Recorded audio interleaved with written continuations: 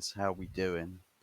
I'm back, and we've got some news to talk about, some transfer news to chat about, as hinted by the title of the video.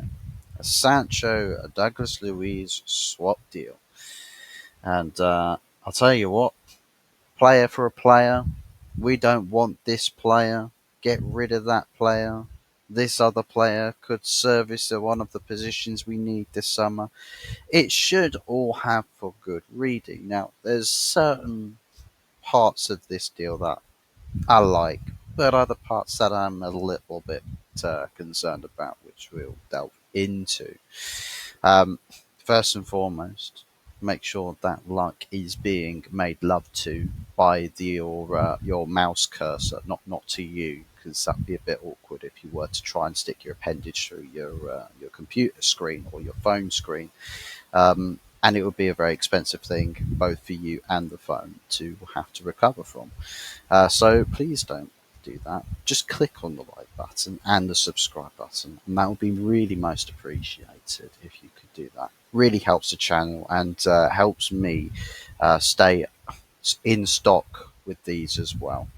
Knows that I'm doing the right thing, going the right direction, and all of that stuff. So please smash them likes and subscribe. Anyways, swap deal time. Sancho going out, Douglas Luiz coming in. On principle and on merit, I'd say this is a deal worth doing.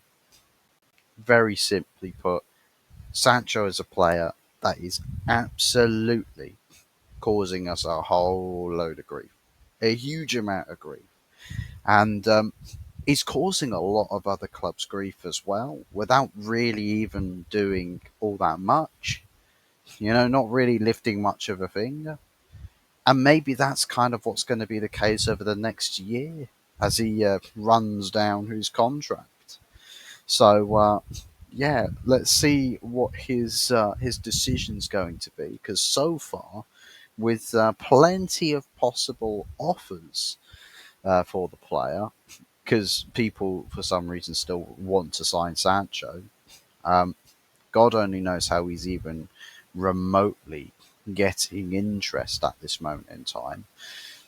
Judging by his on him and his entourage's behaviour towards actually making decisions in the transfer window that positively impact his career as well as the club and its future. So Sancho, basically, the biggest ordeal with Sancho was initially the transfer fee at about 25 million, 25 million thereabouts in that ballpark. That was the original fee that Chelsea were going to pay, and they would have paid um, if not for the wage issues there. And it's not really a problem for many other clubs. Juventus, Napoli maybe wanted to get the price down just a tad. But overall, clubs were happy to pay Manchester United a transfer fee. It was looking so good. It was looking positive. It was going in the right direction until they picked up the phone to Sancho's entourage and they told them to fuck off. Why? Why did you tell us to fuck off? They're offering you a chance to play football next season. Because we're making way more money here than you could ever offer us. We don't care if we don't play. We'll sit here, we'll earn tons of money, we'll take a gap year out of football. And this is the thing. Jadon Sancho, whether he has any pride left in being a professional footballer, should take stock of the situation and acknowledge if you take a year out of football by not playing and not doing jack shit, right? You don't get to go and play football quite that easily next summer. You don't. You don't do it. Because for a whole year that you sit out, all them top clubs that wanted you this summer because you were playing for Chelsea, they won't want you next summer. Because not only do you send with this summer and your resolve to business, not only do you send the message this summer that If you cannot pay me my extortionate demands, I won't play for you. I won't play for you. And this is the thing. Even like even if he does the next season when he's out of contract, because we have a +1 year extension in the contract as an option. God only knows what would be wrong with United if they were to trigger that extension. Um, we he will, even if he does opt to take a pay cut from like 250/300k this year to like 125 to 150 next season. The problem is that a lot of clubs are going to realise he became a mercenary through and through for a year and sacrificed a year of his career for a paycheck and was happy to not kick a football professionally, was happy to not do anything. He can pull that card on anybody. He can. He absolutely can. Even if he signs to another club with lower wages, that semblance of trust will never, ever be there again if he opts to cancel football for a year just so he can earn his fat wages at Manchester United for a season and literally not kick a football. So, issues, guys. Major issues. But let's just sample a world where Sancho does say, you know what, maybe I'll go. I'll lower my wages and let's make this deal happen. I would like to go to Juventus. And in turn, Juventus, perhaps they go, if we can get around this, I know Douglas Luiz wants to leave. Let's send him the other way. What about just doing a player-to-player swap? We get Sancho, you take Douglas Luiz. Now, on principle, you assign a defensive-minded midfielder. You know, he's good physical traits, um, tidy with the ball, good tenacity, covers a lot of ground, and good defensive positioning. And 27 years of age, sort of technically meant to be coming into into the prime stages of his career. You'd imagine that ticks all the boxes. But then we study his injury record, and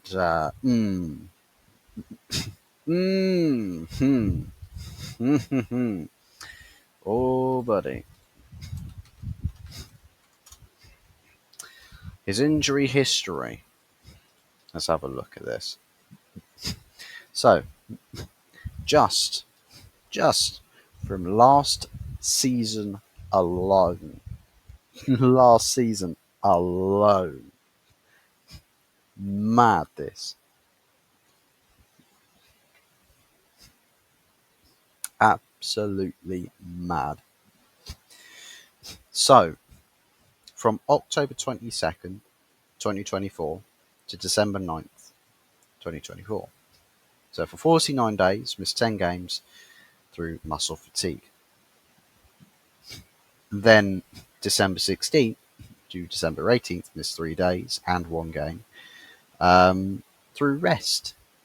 He was rested because they imagined his muscle fatigue would be a reoccurring problem, a reoccurring issue.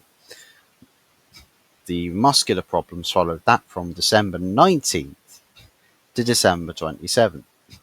9 days missed there and another game missed. So obviously, looking at that issue, they probably run a diagnostics to make sure that, just being cautious, make sure we're not rushing him too back or aggravating anything more serious there. They obviously made the call that it wasn't right for him to return then. So, comes back from December 28th onwards, and things, you'd imagine things look good. Then a reoccurring issue of a muscle fatigue happens on February 13th and lasts all the way through to February 21st. So another 9 days gone there, plus also 2 games missed for Juventus there. So muscle issues are have become a fundamental problem. And then after his February 21st comeback date from his muscle fatigue, he then picked up a hamstring muscle injury from February the 23rd all the way up till April the 4th, missing a total of 41 days. And 6 Juventus games were missed in that time frame. So 5 injuries last season alone, all of them deemed muscular. 111 days missed, 20 games that translates into.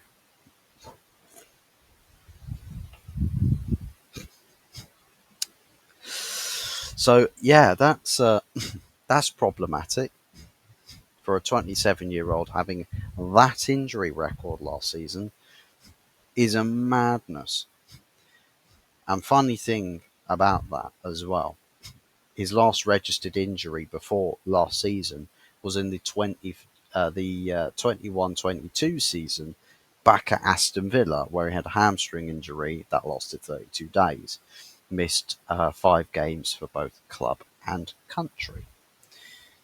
His injury record before then was 18-19 season, all of them muscle injuries, non-specified by the way, but missed 67 days altogether,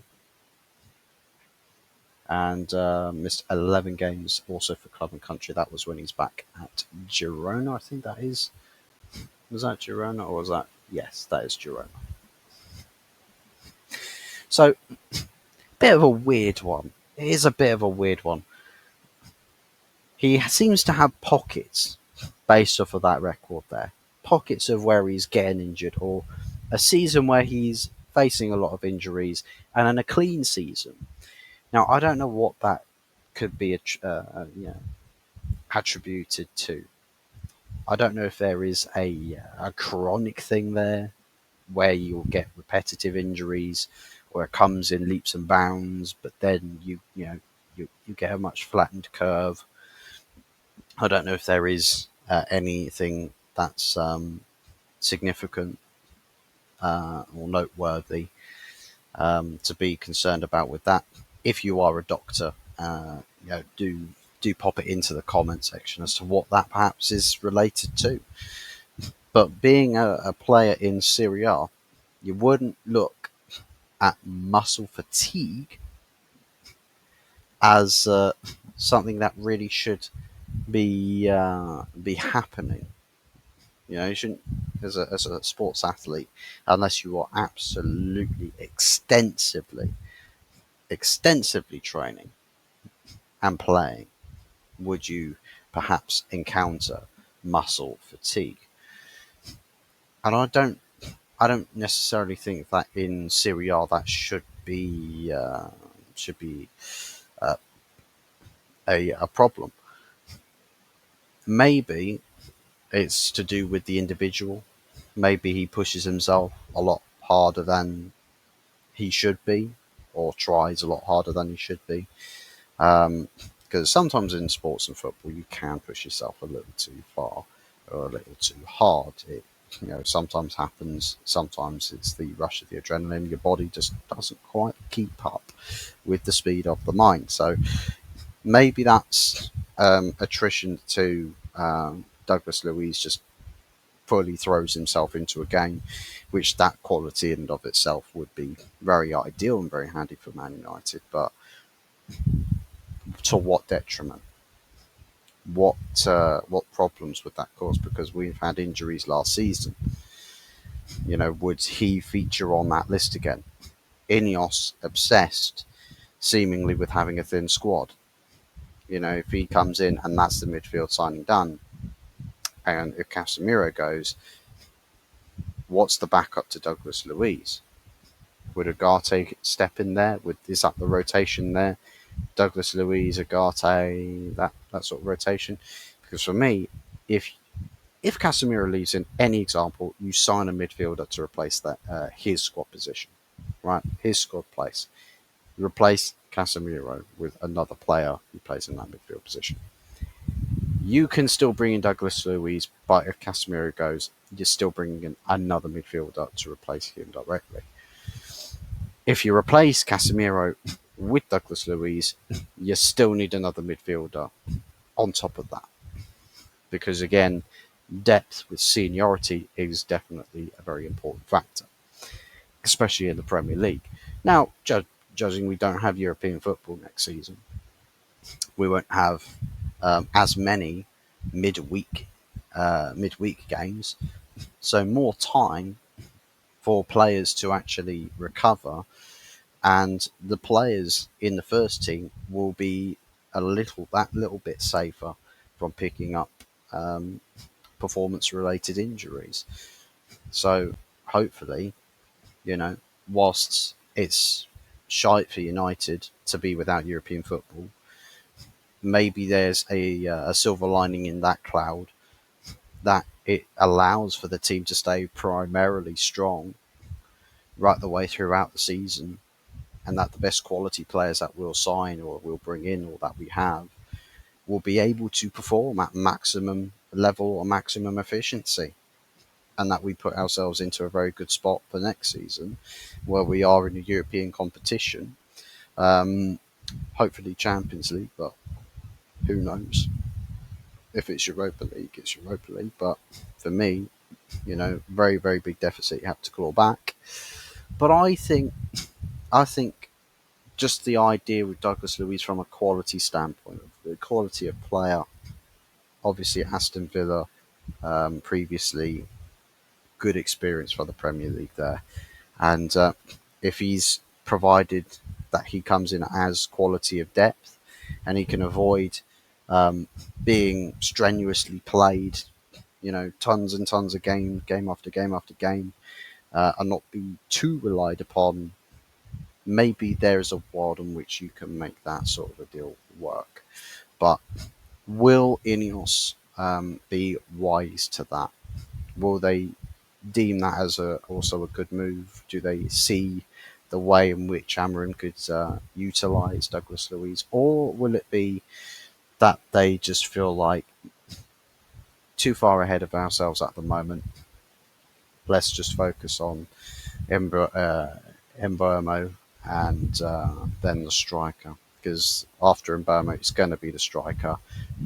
Once that, I mean, God only knows how long the striker deal is going to take, because apparently Victor Gyökeres don't really have the money to do that at this moment in time. Um, let's see. Let's see how long that takes. I mean, in Burmo, the frustrating thing about the Burmo deal is that we've spent all this time negotiating. I mentioned it in the last video. You spent all this time to negotiate to a price that Brentford wanted initially 3 to 4 weeks ago. So what have you been doing in that time? If you knew this was going to be the case, you could have settled it there and then. Unless they don't want to say it, but they might, people who read between the lines, they might have to say, oh, well, knowledge has slipped. People know. Maybe they're just trying to save to get this deal signed in as close to the new financial year in football as possible, which kickstarts on the 1st of July. Maybe they're trying to get the deal as close to that day as possible so that they can say to Brentford, we'll pay you on this day instead of now, instead of today. We'll initiate payments on that day. Now, it'll be interesting to see what happens if we do get into July, if everything just clicks into gear and we, kick up the pace. Maybe players do start to leave, maybe deals really do start flying through the door. I hope that's the case. We don't really know for sure what Ineos's resolve is going to be, um, you know, underneath all of the BS. So yeah.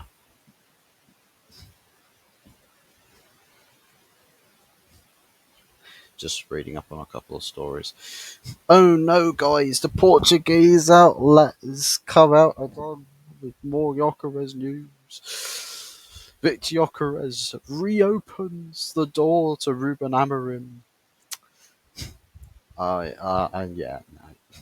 Basically, to summarize your Victor Jokeres nonsense, basically, if both clubs, United and Arsenal, were on the table at the same time and Jokeres could choose one club to go to versus the other, he would choose Arsenal. I think it's an obvious choice for a lot of people. Their club is in a better position, though with their manager probably isn't, but who knows. But realistically, if you're a player and you want to get lots and lots of goals, you want to go to a team that's got, at this moment in time, in today's reputation, and amongst other footballers and peers, Jokeres will favour the fact that Arsenal in Champions League, probably a brighter looking future. Easier to see a project there than there is really at United in any case at the moment. But if Arsenal do not reciprocate the energy, he will happily go to his plan B, because he looks at United and goes, well, they're not in an ideal position. I'd much rather join that club. However, this club, I'm more than happy to go to if they are my only choice. I would be happy. I would not go like shoulder slump through that door. I would not be sad about it. I would be happy to go through those doors, but there would be more preferred options to go through. It's like if you go into dating, you've got your preferences for dating, right? Right, and all of your perfect preferences don't want you. You'd love to have them, but they don't want you. The alternatives don't tick all the physical boxes, but you think, well, I won't say no to dating this other person. Let's see how we go. Right, I'll still give her a very pleasant smile, or give them a very pleasant smile. Could be a guy, could be a girl. Um, I'll still give them a very pleasant smile. Right, I'll still turn up. I'll still dress well. I'll still present myself well, and I'll still, engage in as much, constructive conversation as possible. And you never know, it might just work out all that much better than the other first insinuated potential dream relationship. So maybe it's better for Jokeres to come to United in the long run. Who knows? Maybe we'll achieve many great things with Jokeres in the number 9 at Manchester United. If Mbeumo comes in and is still, scoring goals for fun, if Cunha comes in and finds a new level to his game where it's already good, maybe if he becomes a great player, and United's attack becomes one of the most prolific performing attacks in the world, what's to say that, even greater days than Arsenal are promising to have happen, then maybe in the long run, hindsight's a wonderful thing. Maybe Jokeres could look back in about 10 years' time to go, you know what, I'm very glad that I ended up choosing United.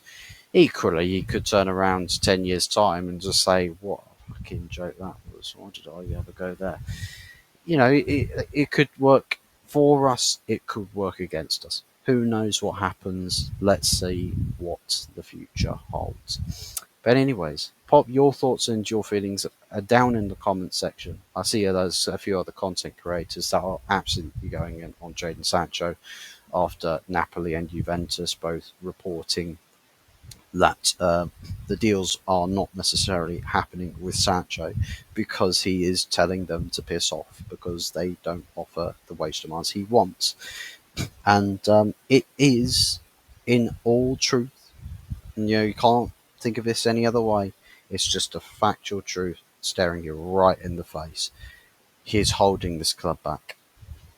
He's holding this club back. He's got the club by its bollocks. And, he doesn't need to do anything for a whole year. What the club going to do? Pay off a cancellation fee and cancel his contract? What's going to happen? He's going to pay off the rest of the money that he would like. He'll then happily go take a cut wage. This is the bullshit thing with Sancho. He will probably stay here this season to spite the club, right? Seriously, he just hates the club. He hates the club. He hates everybody in it. He hates everybody that supports the club. He hates everything Manchester United right now. Because if you had any respect for the club in your predicament, you would not be a football. You would not be a Manchester United football player right now. You wouldn't. You'd be playing for another club. You would have signed, or would try to get out of this club ASAP. But your fat wages, you know you're not going to play for us ever again. But you're not bothered by that. You're not desperately trying to seek moves. You're not. Your wage, unless you compromise, means that you will play 0 games next season and just get a big fat wage, pay packet, and then fuck off from the club at the end of it all. But if you were paid off and released this summer, hey, guess what? You'd take the exact payment demands that the other clubs want you to adhere to. You'll happily do it with a big smile on your face and say, thanks for paying me lots and lots and lots and lots and lots and lots and lots of money, Manchester United. And that's the reality of the situation. But as I've said, leave your thoughts in the comment section down below. And yeah, hopefully we have breaking with Mbermo being completed, because I know that everyone's talking about them edging closer to completing the deal for Mbermo. It should be definitely done this week, maybe tomorrow, who knows. But yeah, people talking about goalkeepers at the moment. I still think it's a relatively bit too far ahead, because again, nothing's going to happen in that market. People talk about Emi Martinez, not going to happen at the moment. But anyways, guys, hit the likes, subscribe, comment in the comment section, and then close the tab and then go to bed. But yeah, aside from that, thanks for watching. Take care, and yeah, we'll catch you guys next time. Ciao for now.